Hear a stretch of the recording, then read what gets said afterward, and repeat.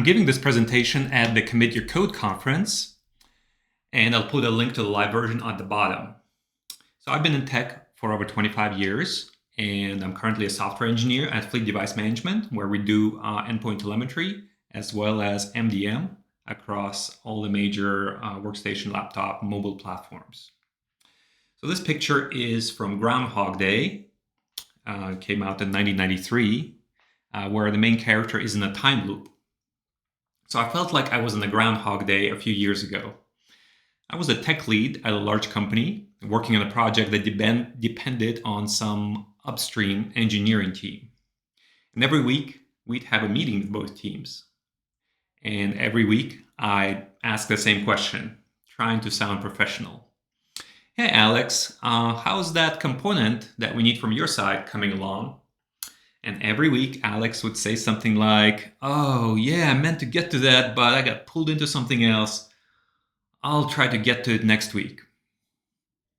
At first, I gave it the benefit of the doubt. Stuff happens, priorities shift, whatever. But then it kept happening.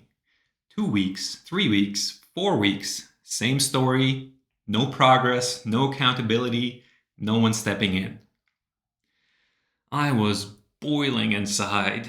I kept thinking, why is no one telling Alex to work on this? Where is our project manager? Who is making the call on what really matters here? Now, yes, we did have a roadmap, but it didn't seem like people took it seriously. If something didn't get done, it just quietly disappeared from the plan. Deadlines slipped, commitments evaporated. And meanwhile, I had to face my boss with another non-update.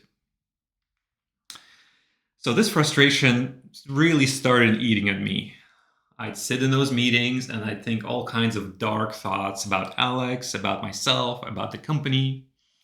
And this situation wasn't just a few bad weeks. It kept happening in different scenarios year after year.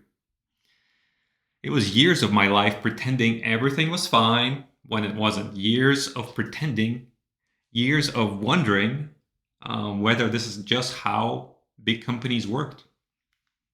I'd go home exhausted, not from hard work, but from the sheer organizational dysfunction, the sheer weight of organizational dysfunction. Yes, part of the reason is I was jumping to conclusions here. Part of the issue. But let's dive in to understand the full extent of this priority confusion problem.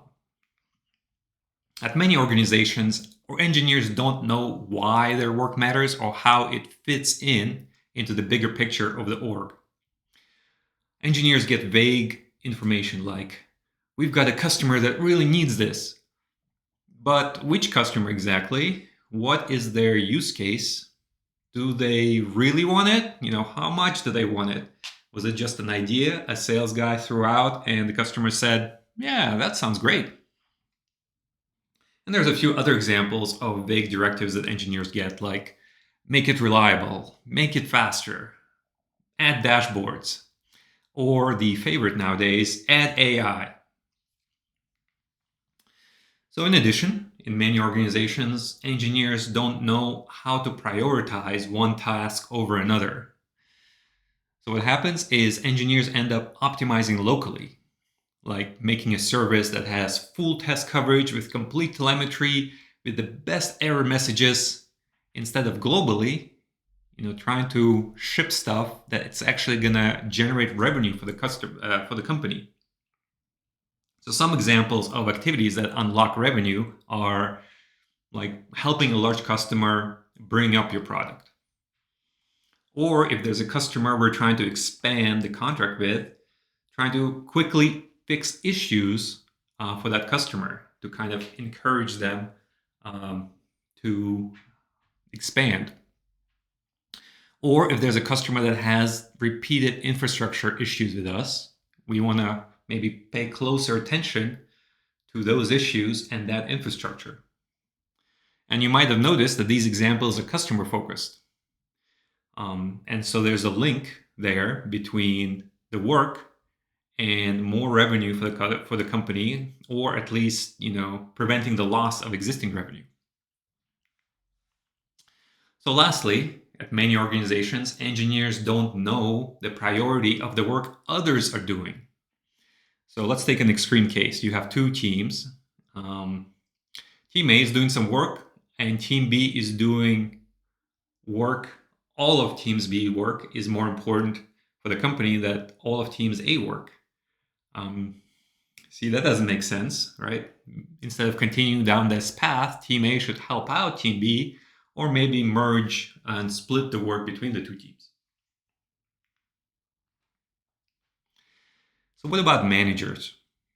Are they contributing to this transparency problem, or are they helping with the solution?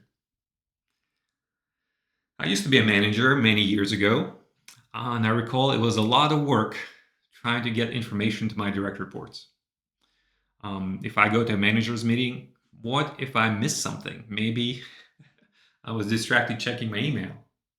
Or if I'm presenting information to my direct reports, what if I had some missing context because I didn't quite understand everything?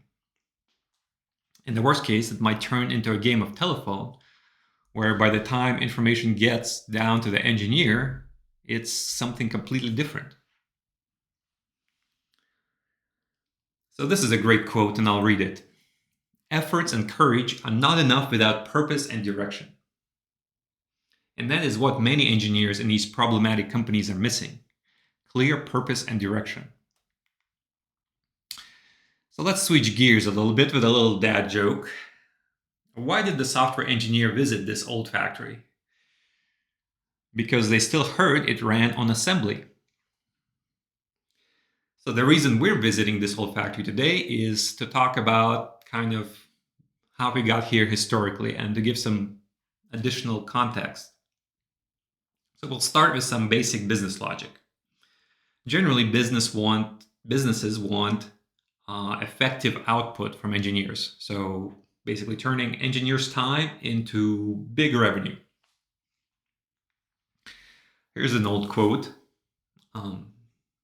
basically saying an engineer can make a solution that costs a dime, while someone else can make a solution that'll cost a lot more. Engineers' value lies in solving problems with fewer resources. And software engineers are basically creating value out of almost nothing, right? Just some CPU cycles and some memory. In addition, good engineers don't just write code, they find the leanest, most effective solution. Engineering work is knowledge work, and knowledge work is notoriously hard to measure.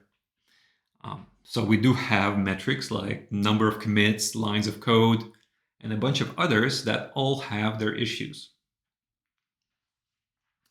Can managers measure engineers? Not really. And they can sit over every engineer's shoulder and see what they're doing, but managers must trust engineers that they're doing the right thing. Now, managers do have a toolkit of managers' basics. Like every decent manager should know these basics. Like first is one-on-ones, meet regularly with your direct reports, establish face time, dig into their problems, etc. There's feedback. Engineers should give positive and negative feedback to the engineers. And there's coaching and delegation, right, in order to help your engineers to grow. Then you have a status meeting where everyone meets and everyone knows what everyone else is doing.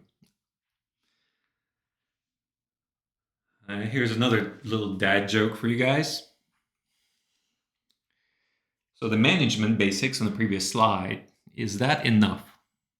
If an engineer has a good manager that knows those basics, can that engineer take a look at the story they're working on and judge that story's impact on the company's bottom line? My answer to that is maybe. What is missing in that manager's toolkit, in that basic manager's toolkit? right? Why do so many engineers feel like they still don't know what's going on at their own company? All right, let's talk about some potential solutions to these types of priority confusion and transparency problems. The first problem with many companies is they're missing a transparent link between individual work and business impact. So, just like in Jerry Maguire, engineers leaders have to show engineers the money. I'm talking about business money here. What will make the business money? So at my company, Fleet Device Management, we try to make all of our kind of prioritization artifacts available to everyone. So I'm talking about things like which features we have committed to delivering to which customers by which date. These are basically contractual obligations we have to customers. Then how big are these customers? How much money they're paying us, as well as how much potentially money they could be paying us if we expand with those customers. Then we want to know which bugs are impacting which customers, right? As well as how many bugs each customer has that's impacting them. Then we have prospects, companies we're trying to turn into customers. So we want to know which features we're specifically building for prospects. And sometimes that means the feature needs to be demoable, or have some minimal amount of features in order to close that deal. So here's a little board. So here's an example of an artifact, right? We have this roadmap board that has prints on them. Let me use my mouse. So we are and it goes out further. So we have like a rough idea what kind of we want to deliver when. And this is largely driven by customer commitments as well as strategic priorities. This is just one of the artifacts. Let me darken it so it's not distracting. Other artifacts include spreadsheets, additional boards, usage metrics for the customer, and access to Salesforce. We also continuously gather feedback and have skip level meetings and retrospectives to make sure everyone's on the same page. And then we try to tweak our artifacts and processes to maximize transparency. All right, let's talk about the next problem. There's often no visibility into the priorities or work of other teams. Teams tend to be in their little silos. So at Fleet, each product team has a dedicated board. So here's an example of the board for the orchestration team. So everyone can see what that team is working on for the current sprint, or if it's behind, and also what individual is working on. So it's easy to see if another team is overloaded with critical work, right? You can also kind of take a look at backlog, how much work that team is not getting done. So one of the values at Fleet is to have short toes, which means being less sensitive and not territorial about your work. It means being able to grab work from other teams. And this makes us all entrepreneurs in the sense that we try to work on the most important thing for the business. And it also kind of creates an expectation that others will jump in and help out if you're in a critical path and you're overloaded.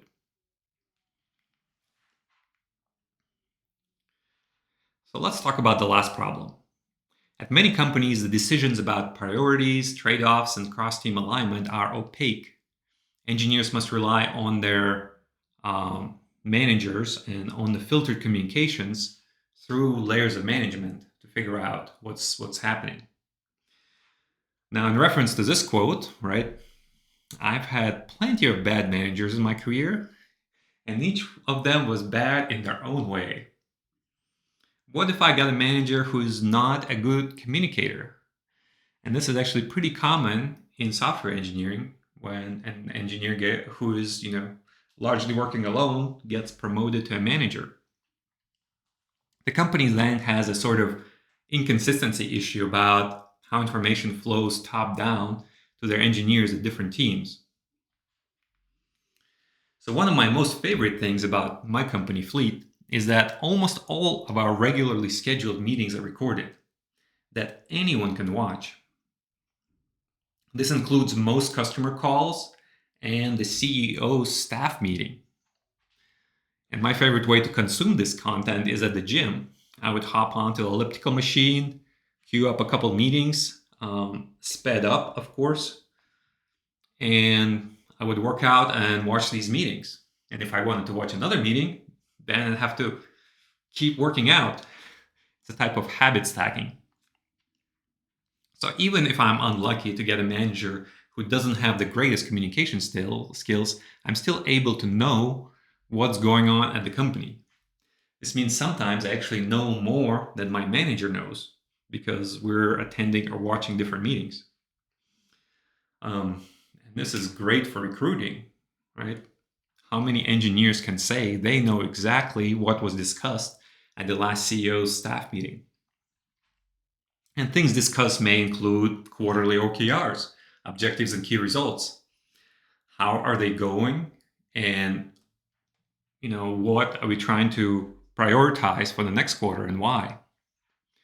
And then key performance indicator as well. Both OKRs and KPIs do get reported to the board of directors for us. So in a sense, there's kind of a transparent link between engineers up to the CEO level, up to what the board of directors sees. So I wouldn't be completely transparent if I didn't mention a few of the factors that are kind of a tailwind for us that are helping us be more transparent. So we are open source. So and we also build on top of another open source project. So we have like an open source foundation. This includes following a lot of the ideas from GitLab, which is another open source company. We're fully remote. So this means there's an emphasis on documented processes and giving employees agency, right, to make decisions and to continue working, making progress on their own, because people work at different times in different time zones. So we are public by default, and this is a big business decision, right, to kind of open up a lot of our documentation to the public. So for example, if I'm working on some research about how to implement that feature, I would make that research public. So basically, we are trying to make everything public unless there's a good reason for it not to be. So since we expect this type of openness from our employees, right, it's only fair that leadership and the company as a whole are just as open internally in return. So let's talk about some challenges with transparency. So we have hours of recorded content, shared Slack, internal docs being updated.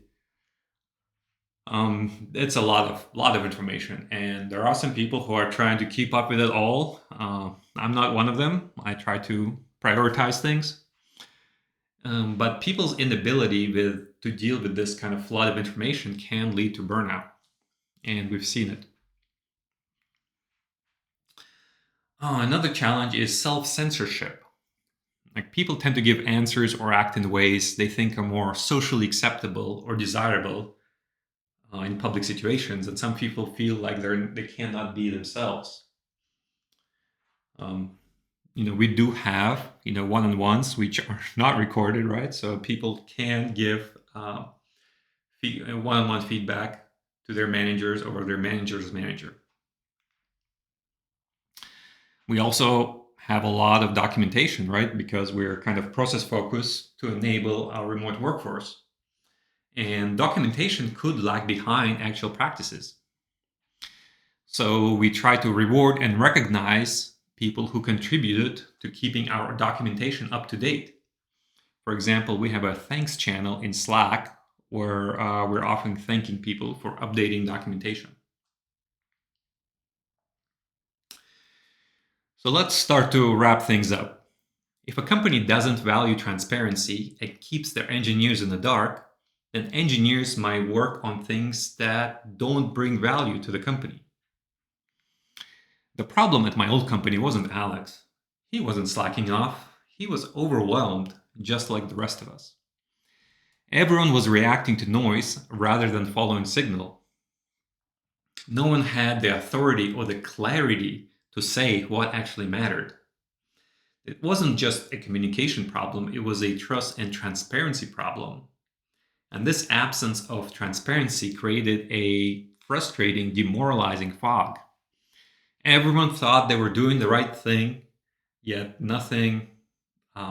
seemingly nothing moved forward. So this whole experience changed my understanding of leadership. Because here's the truth. Without shared visibility and shared accountability, even the best engineers will lose direction. Polite status meetings won't save you from a broken system. And as leaders, our job isn't just to set direction.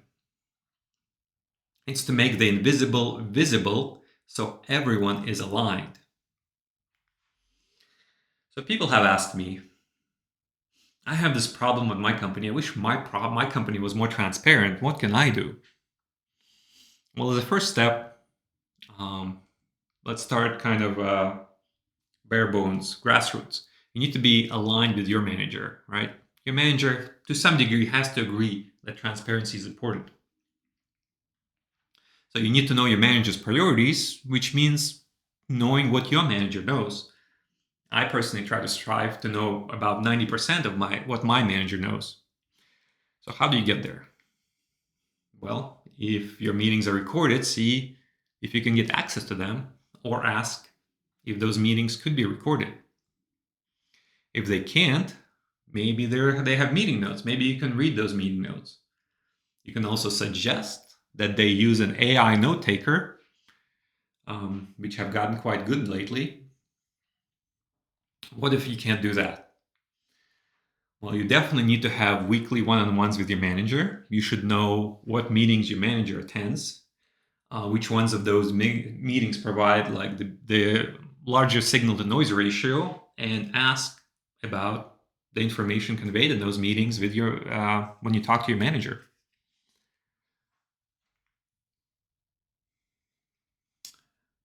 Once you're on the same page with your manager, try to kind of repeat this with your manager's managers, but maybe scale down.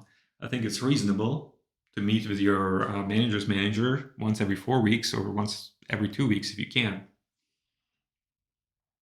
And then try to spread this idea, right, to kind of facilitate a grassroots movement at your company. So this concludes my presentation. I have some links about Fleet up here. We are open source. We are hiring, and there's a few links how to find me. Thank you.